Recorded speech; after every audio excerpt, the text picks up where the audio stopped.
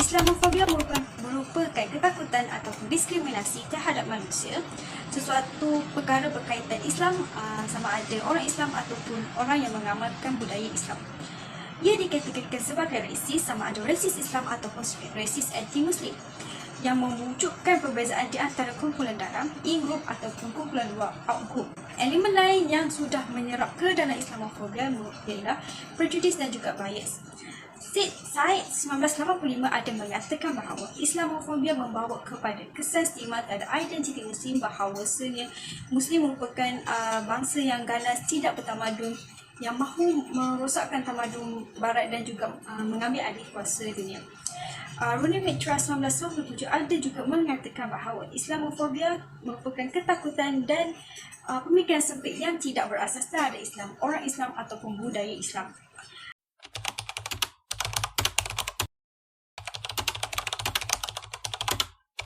Tidak dapat dinafikan lagi peranan media massa memberi impak dalam membentukkan pandangan umum. Hampir kesemua manusia bergantung kepada media seperti media cetak, televisyen dan radio sebagai sumber mendapatkan maklumat atau berita. Malah, penggunaan internet yang semakin meluas memberi perubahan dalam dunia media dan secara tidak langsung memberi kesan dalam penyampaian maklumat. Internet telah menjadi instrumen dan faktor Islamofobia semakin meluas di seluruh dunia dengan menyebarkan berita-berita mengenai keganasan dan radikalisme yang dikaitkan dengan Islam. Hal ini dapat dilihat apabila media massa seperti Facebook, Twitter, Instagram, YouTube dan TikTok gagal membuang hampir 90% kandungan anti-Muslim dan Islamofobia pada platform berkenaan. Selain itu, terdapat juga unsur Islamofobia di dalam dunia perfilman. Pola yang mulai ketara boleh dilihat dalam industri perfilman masa kini adalah watak-watak jahat dalam filem Hollywood yang telah bertukar daripada komunisme kepada terorisme, terutama semenjak peristiwa 11 September 2001. Contoh filem yang mendebarkan sentimen anti-Islam ini ialah The Dictator, The Mauritanian dan Amira Ansan. Punca yang seterusnya ialah kurangnya pengetahuan dan pendedahan. Sistem pendidikan sedia ada tidak mempunyai aspek yang khusus untuk mendedahkan masyarakat dengan ajaran Islam. Dengan kurangnya ilmu pengetahuan dan pendedahan tentang Islam di peringkat yang tinggi ataupun rendah, Islam akan sering dilihat sebagai sesuatu yang menggugat gaya hidup dan ganas serta mempromosikan ketidakadilan. Seperti apa yang berlaku di Malaysia, di mana bukan sahaja orang bukan Islam, malah orang Islam itu sendiri tidak mempunyai kefahaman yang baik tentang ajaran Islam. Antara aspek yang sering disalahfaham ialah undang-undang hudud, pewarisan harta serta hak wanita. Sebagai contoh, kedudukan wanita dalam Islam sering dilihat oleh orang bukan Islam sebagai satu jenis penindasan yang menyebabkan ramai bimbang dan mempertikaikan ajaran Islam itu sendiri. Oleh hal yang demikian, kurangnya ilmu pengetahuan dan pendedahan tentang Islam merupakan faktor berlakunya Islamofobia di Malaysia dan juga di luar negara.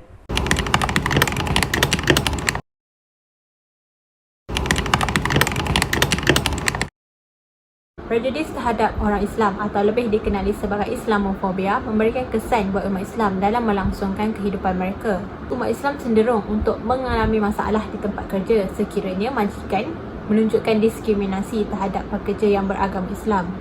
Hal ini berlaku kerana majikan terlampau taksub dengan pemikiran bahawa semua orang Islam adalah teroris ataupun pengganas. Sewaktu tempoh bekerja, umat Islam dihalang untuk melaksanakan tuntutan dalam ibadah mereka dengan alasan ini akan mengganggu tempoh bekerja. Sebahagian syarikat juga menghalang umat Islam memakai tudung dan harus mengikut prosedur pemakaian yang ditetapkan sekiranya berhasrat untuk kekal lama di syarikat tersebut. Hal ini akan mengakibatkan umat Islam berasa kurang selesa di tempat kerja dan seterusnya berpendapat untuk memisahkan agama dari kehidupan demi kelangsungan hidup masing-masing.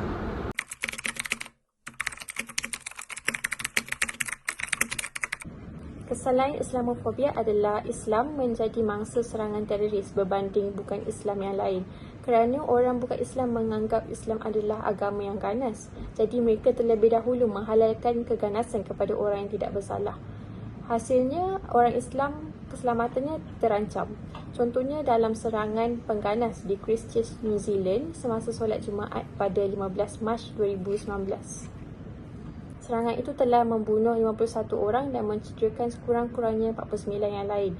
Pelaku yang disyaki seorang warga Australia telah ditangkap dan didakwa dengan pembunuhan. Suspek sempat bersiaran langsung di Facebook Live-nya sebelum dia meneruskan aktiviti pembunuhan. Menurut media, dia dikenali sebagai 28 tahun rakyat Australia, seorang yang supremasis putih. Sebelum pembunuhan berlaku, suspek dikatakan memasang lagu muzik kawat tradisional tentera British. Dalam kes yang lain di China, di mana China membina kem tahanan di Xinjiang yang melibatkan lebih 1 juta etnik Islam Uyghur dan etnik Islam yang lain. China bertindak mempertahankan kem tersebut sebagai kononnya bertujuan untuk membersihkan penyakit ideologi termasuk keganasan dan ekstremisme agama. Di kem tahanan tersebut, umat Islam telah diseksa dengan cara dirotan pada punggung, dikenakan rejatan elektrik pada alat kemaluan dan tahanan wanita diseksa sambil berbogel. Dalam skala yang lebih kecil yang berlaku pada hari-hari, terutamanya di negara di mana Muslim adalah minoriti, orang Islam dinafikan hak asasi manusia seperti hak bersuara dan hak berpakaian, di mana orang Islam tidak boleh bebas mengamalkan syariat Islam seperti tidak boleh simpan janggut ataupun jambang ataupun tidak boleh memakai hijab kerana dipandang serong oleh orang bukan Islam. Ada juga prank jahat di mana orang Islam wanita ditarik hijabnya di hadapan khayalak ramai sebagai satu prank jahat. Dan semua ini adalah kesan daripada Islamofobia. So secara amnya, Islamofobia ini adalah apa-apa tindakan yang mampu menimbulkan persepsi negatif ataupun salah sangka terhadap agama Islam. Jadi, korang rasa actually ada tak Islamofobia ni terjadi dekat negara Malaysia di mana penduduknya majoriti adalah agama Islam? So sebenarnya ada ya wujud isu-isu sebegini, tapi adalah terpencil, tak sebesar bahagian macam negara-negara barat yang penduduk Islamnya adalah minoriti. So antara kes pertama ialah berkaitan dengan isu Jawi. So tulisan Jawi ni actually kita boleh lihat di merata-rata tempat, dan antara yang terdekat dengan kita adalah di atas mata wang kita sendiri terdapatnya tulisan Jawi. Jadi berkaitan dengan isu ni, adanya sesetengah pihak cuba mengaitkan tulisan Jawi ini dengan Islam dan cuba menakut-nakutkan orang lain, sedangkan ianya hanyalah sekadar tulisan sebagaimana tulisan Rumi, dan tulisan itu tidak mampu pun untuk menggugat keimanan agama lain untuk menganut agama Islam. Dan berkaitan dengan isu ini juga ada sesetengah institusi swasta, mereka telah membantah kewujudan tulisan Jawi ini di dalam buku teks dan juga silibus sekolah. So antara kes yang lain juga adalah berkaitan dengan larangan bertudung di dalam sektor pekerjaan. Jadi ada sesetengah syarikat menyatakan bahawa syarat-syarat untuk diterima bekerja adalah dengan tidak bertudung ataupun tidak berhijab, dengan alasan mereka syarikat mereka ini berhubung dengan orang antarabangsa dan mereka memerlukan orang yang senang untuk berhubung dengan orang yang bukan Islam.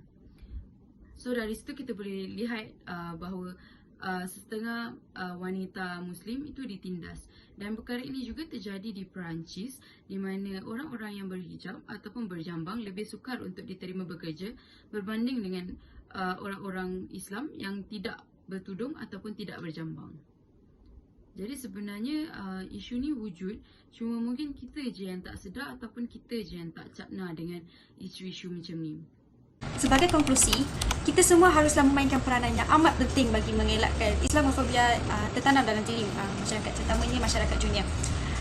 Kita sebagai Muslim haruslah menunjukkan perbuatan yang baik, harmoni, dan tidak menunjukkan tanda-tanda mazmumah yang akan mencerminkan keburukan Islam.